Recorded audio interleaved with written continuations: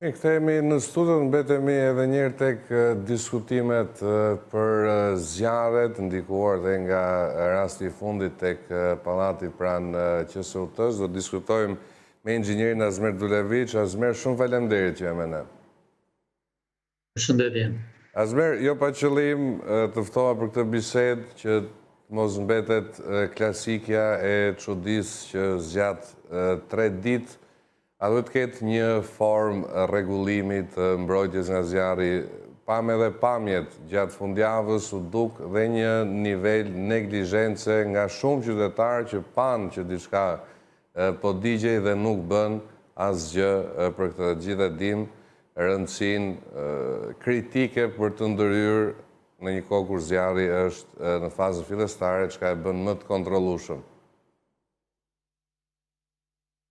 Nuk e di si e pe neglizhencën e qytetarëve, por gjithashtu edhe hapat institucional që duhen marrë.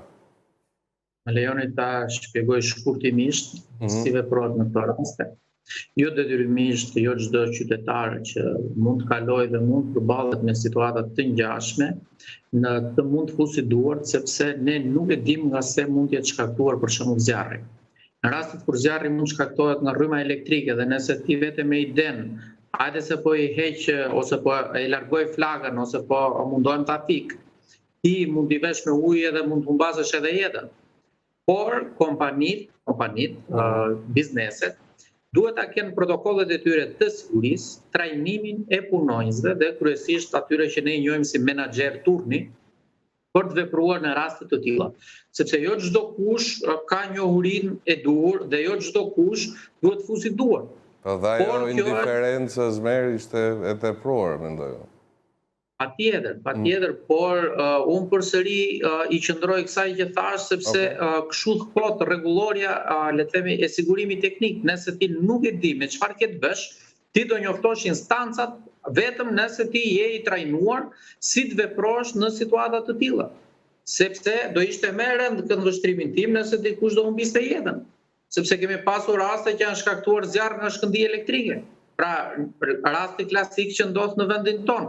Ajo që duhet bëjnë institucionet sot është që duhet të dalin me udhëzim, që kompanitë, le të themi që janë, le të themi, të prirura që mund të kenë një farë risku ose ka një numër të madh njerëzish, siç mund të jenë supermarketet, lokalet, hotelet, shkollat e gjitha me radhë, duhet të kenë një punonjës oficer të sigurisë që ka njohuri teknike për të vepruar në raste të tilla.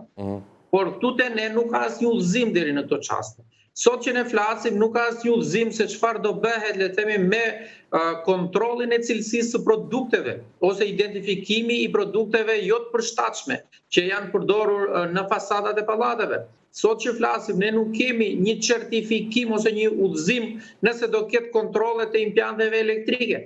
Pra, unë kam frikë se 3 ditë dhe do harrohet kjo çështje deri në zjarrin e radhës, sepse ne kemi folur së bashku edhe në situata të tjera.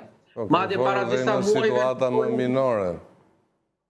Patjetër, para disa muajve ne folëm për një lokal i cili mori flakën shpërtimi një bombule. U morë ndonjë mas, le të themi, në terren për kontrollin e këtyre bizneseve që mund të jenë fast food-e. Cila është gjendja teknike e furrave që këta përdorin për gatimin me gaz? Pra, kjo mungon. Dhe unë kam frikë se dhe kjo do kaloj, le të themi, si çdo çështje tjetër, sepse ajo që më shqetëson Xhoja aty, tek ai kompleksi, se mirë ato 30 e ca familje që mbetën pa shtëpi se u doq banesa, por aty janë 7 pallate të ngjashme, ai është kompleks, është përdorur i njëjti material tek pallatet e tjera apo jo? Sepse po të jetë i njëjti material që mund të marrë flak, le të themi, në mënyrë, le të themi, shumë të shpejtë, i bie që në çdo rast, në çdo sekond, ata janë të rrezikuar, sepse dikush, le të themi, mund ta bëjë edhe në mënyrë të qëllimshme, një person i papërgjegjshëm, një fëmijë, pra nuk i lihet në dorë rastësisht kjo. Pra, sot ata banor, në këtë vështrimin tim, do ishte më udhës të bënin pak presion për sa i përket instancave përkatëse. Duhet të mblidhen, të organizohen, si mund të jetosh ti në një pallat në apartamentin tënd kur ti e di që fasada jote mund të marrë flak nga çasti në çast, për 1000 arsye, pak rëndësi ka arsye pse mund të le të themi marrë flak.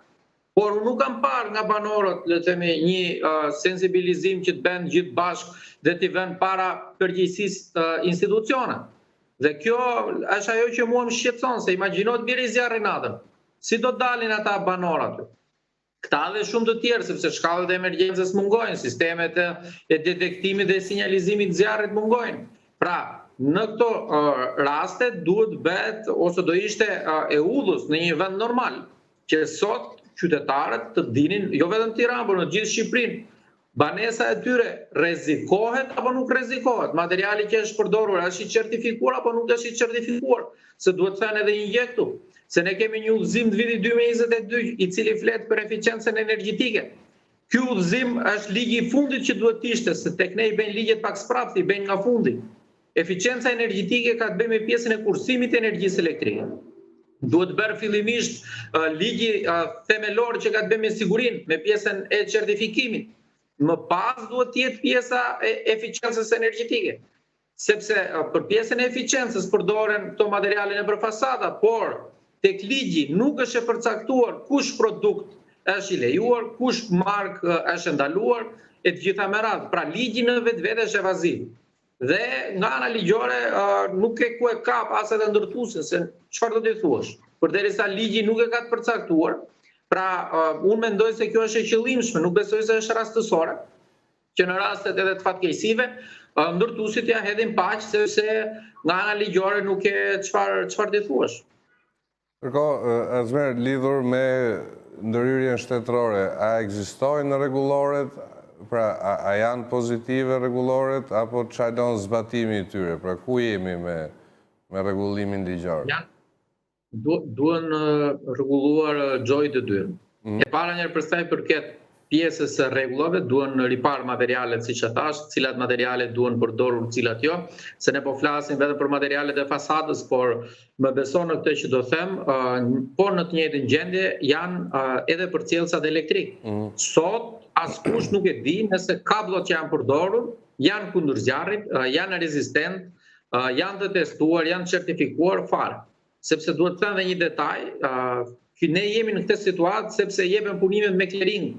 Pra clearingu e ka prur situatën, le të themi që mjafton që të vishet fasada, mjafton që të ndizen dritat dhe askush nuk pyet për pjesën e cilësisë.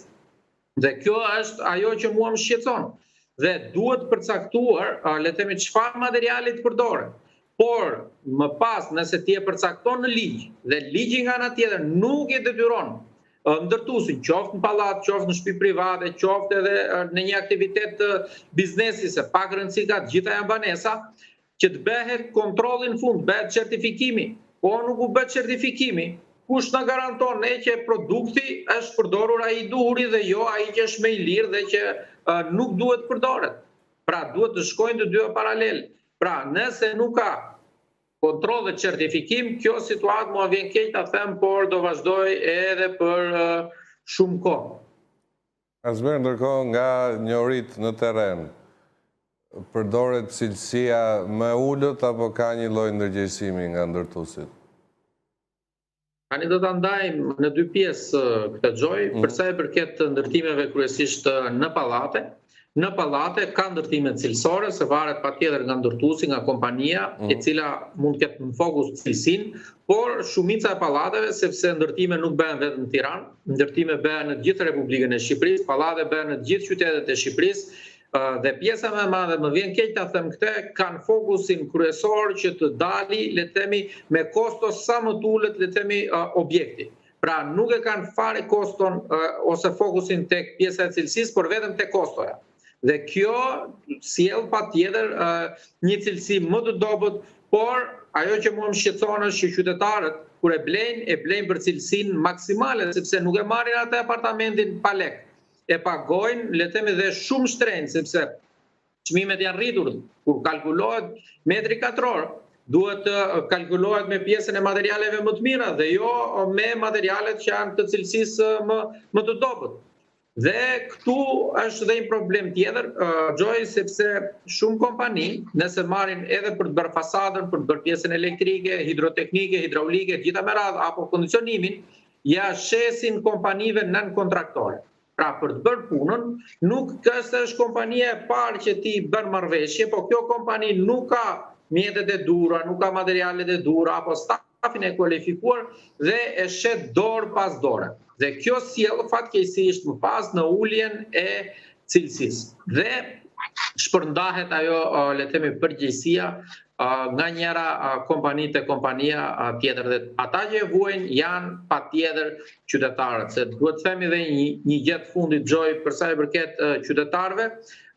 Qytetarët kanë edhe ata një pjesë të fajit, sepse si mund ta blesh ti apartamentin në grop? Shumica e qytetarëve blejnë në grop apartamentin.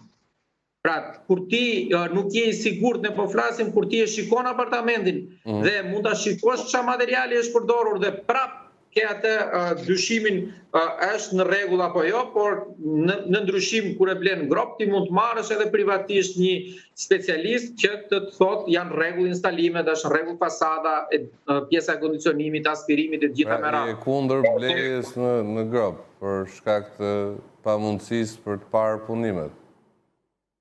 Pra, pikërisht, në momentin që ti e blen grop, ti nuk ke nga ta dish pra çfarë materiale do përdoren, si do e bëhet implementimi i tyre, e gjitha me radhë, sepse një pjesë e qytetarëve kanë vetëm fokusin monetar, me të drejtë, sepse çmimet janë rritur, se marrin më lirë kur është në pjesën e gropës, por më pas ajo që marrin mbrapsht kur i përfundon apartamentin, nuk është i cilësisë së duhur. Dhe rekomandimi që unë kam për qytetarët është që nëse e marrin grop, paktën pjesën e punimeve të brendshme të mundohen që t'i bëjnë vetë me profesionistë të cilët ata i besojnë dhe në mënyrë të mos të mbeten vetëm tek pjesa e ndërtuesit, sepse cilësia, themi realitetin, është jashtëzakonisht shumë e dobët.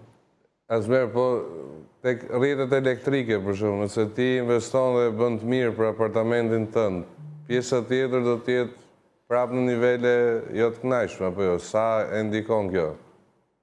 Po, patjetër që ndikon edhe kjo, Gjoj, sepse ti mund të bësh pjesën e brendshme, pra për të shmangur problemet që mund të kesh nga paneli elektrik që ke mbas derës dhe brenda objektit, por ti nuk mund të ndikosh, le të themi, tek ambientet e përbashkëta, te shkallët, te ashensorit, te pompat, te ndriçimi, apo edhe te komshin që mund t'i kesh ngjitur lart apo poshtë. Pra, por minimumi është paktën të rregullosh pjesën e brendshme, sepse ti nuk mund të bësh edhe impjantin e ashensorit. Pra privatisht, se i bie pastaj të bësh tër pallatin. Por këtë kush e zgjidh? Këtë zgjidhin institucionet, këtë kush e zgjidh? Këtë zgjidh certifikimi. Pra pjesa e marrjes në dorëzim të objektit, sepse shpesh herë në përpallate kur i bëjnë fiktivisht. Duhet të them edhe një të vërtet madhe se qytetarët madje sfidojnë të gjithë kush ka bler apartament kohët e fundit. A e kanë projektin elektrik? Pra kur pagojnë ato mijëra euro? Zero. Marrin vetëm plan vendosjen. Plan vendosja është thjesht të tregon ke simbolin e Chelsea dhe të prizës, por ti nuk e ke projekt elektrik atë, ti nuk e di çfarë përcjellësi është përdorur, ti nuk e di çfarë telash janë përdorur, ku kalojnë linjat e gjitha me radhë. Dhe kjo, le të themi, është një handicap në pjesën e ndërtimit. Mos të flasim pastaj për pjesën e aspirimit që është një dështim vete. Mos të flasim pastaj për pjesën e rrymave të dobta që është televizioni, fibrat optike, interneti e gjitha me radhë. Sepse ka qytetar që shpojnë akoma murin dhe dritaren. Pra si mund të merret në dorëzim një pallat i tillë apo një objekt i tillë? Sepse këto janë fakte dhe këto mungojnë dhe qytetarët e dinë. Dhe duhet, le të themi, të merren masa sot. Sepse nuk mundet të vazhdojmë me në këtë lloj forme. Pra, çfarë presim ne? Të digjet pallati i radhës 3-4 ditë dhe të harrohet. Dhe kjo është, le të themi, ajo që mua më shqetëson, se ka dhe një gjë tjetër, Gjojse. Nëse nuk ka certifikim, ti mund të marrësh një punonjës për të bërë punimet, po ti nuk e di nëse i është i duhur apo jo, ka njohuritë e duhura apo jo.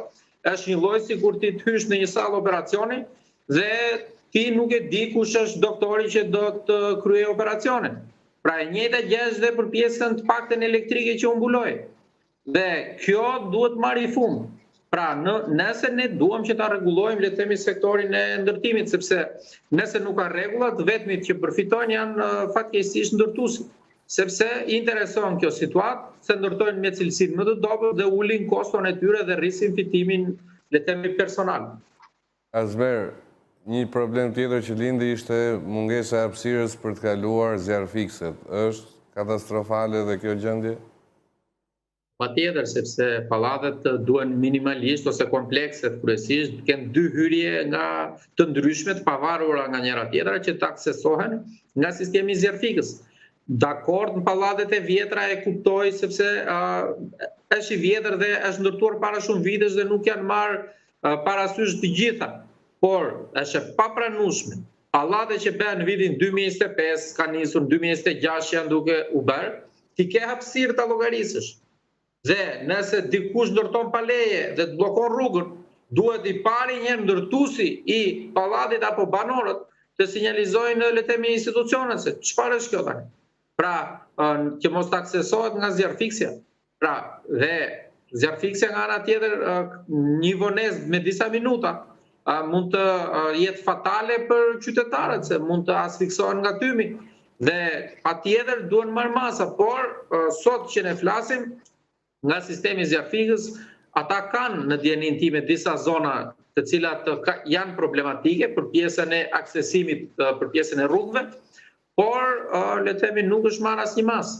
Pra, duhet të kemi edhe nga ana tjetër një ndërgjegjësim Gjoj për sa i përket dhe qytetarëve, sepse shpesh herë probleme janë edhe parkimet e gabuara që bëjnë qytetarët, duke ngushtuar rrugën edhe ku rruga është dhe detyrohen zjarrfikësit shpesh herë të marrin karrotrecin, të zhvendosin makinën që të vënë në kohë sa më të shpejt për të fikur zjarrin, por le të themi kjo duhet të zgjidhur si situatë. Okej. Azmer, shumë faleminderit që ishe me ne. Faleminderit juve. Mirë që ishim inxhinierin Azmer Dulevic, duke mbritur në fund programit. Ju falenderoj shumë për vëmendjen tuaj. Bashkë rikthehemi nesër si gjithnjë në orën 13:00. Deri atëherë për lajmet e fundit qëndroni në Top News. Mirupafshim.